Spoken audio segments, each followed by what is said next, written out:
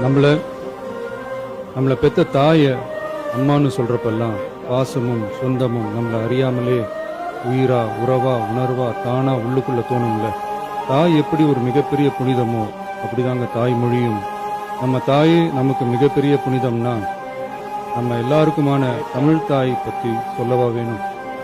தாயை போற்றுகிற வாழ்த்துகிற தமிழ்நாட்டு மண் தமிழ் தாய் வாழ்த்து எப்படி விடாது, விடவும் மாட்டோம்.